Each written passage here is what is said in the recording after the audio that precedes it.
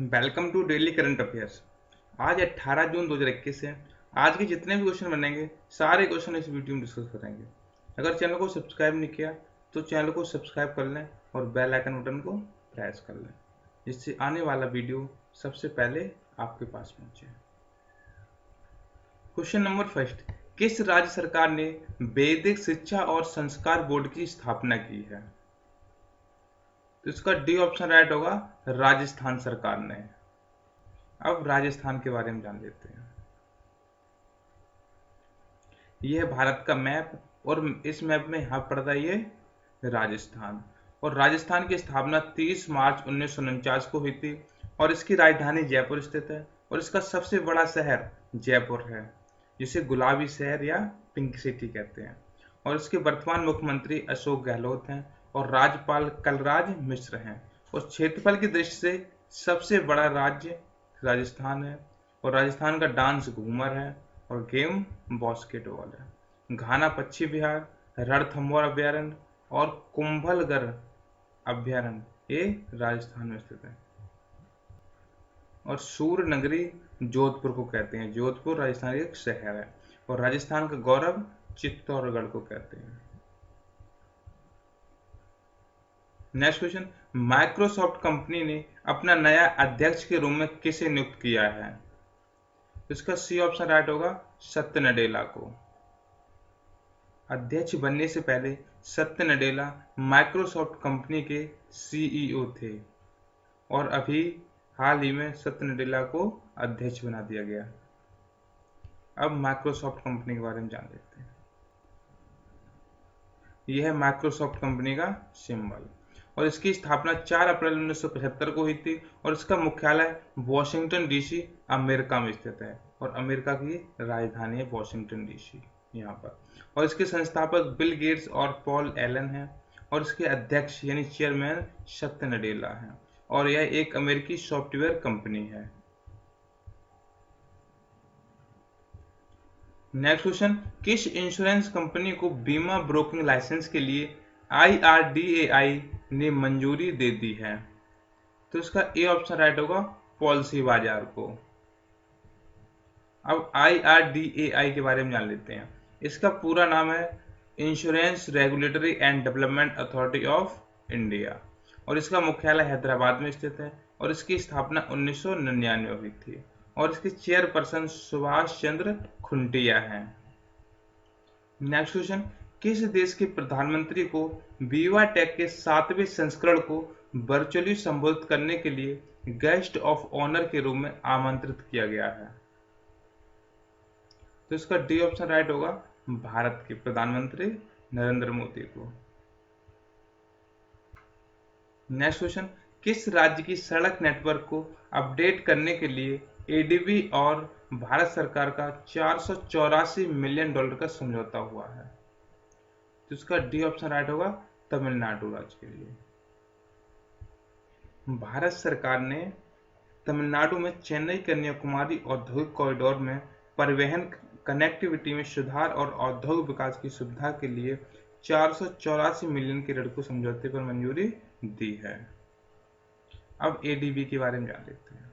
ADB का पूरा नाम है एशियन डेवलपमेंट बैंक और इसकी स्थापना 1966 में हुई थी और इसके सदस्य देशों की संख्या 68 है और इसका मुख्यालय फिलीपींस मनीला में स्थित है और इसके वर्तमान अध्यक्ष मासुगु अस्कावा है।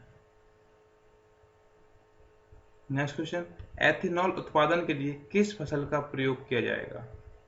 तो इसका सी ऑप्शन राइट होगा, चावल का।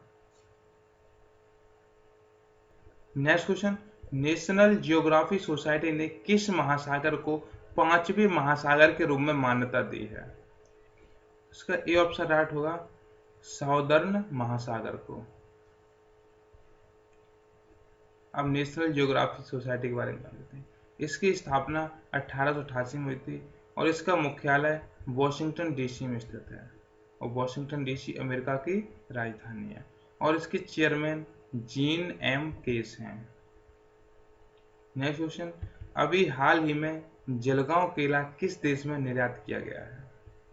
तो इसका डी ऑप्शन राइट होगा, यूएई संयुक्त राष्ट्र अमीरात। का शहर दुबई में निर्यात किए गए हैं। नेक्स्ट क्वेश्चन, किस मंत्रिमंडल में डीप ओशन मिशन को स्वीकृति दी है? तो इसका सी ऑप्शन राइट होगा, आर्थिक मामलों के मंत्रिमंडल में।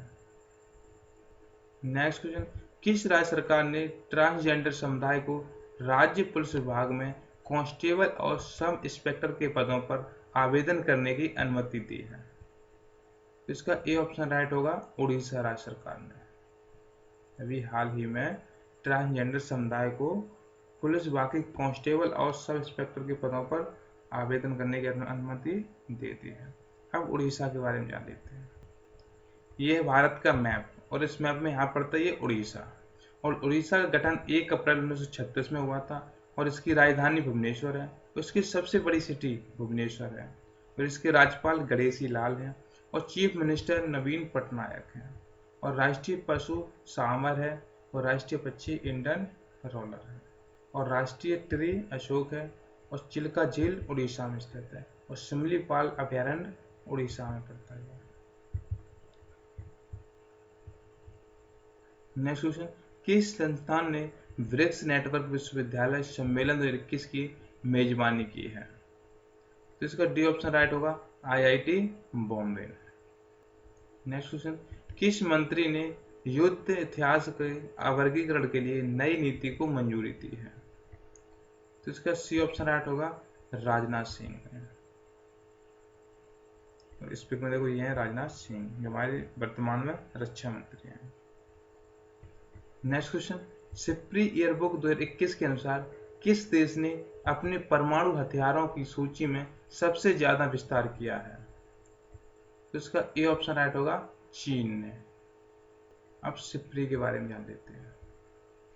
इस सिप्री का पूरा नाम है Stockholm International Peace Research Institute और इसकी स्थापना 6 मई 1966 को हुई थी और इसका मुख्यालय ओस्लो नॉर्वे में स्थित है और इसके वर्तमान निदेशक डैन स्मिथ हैं।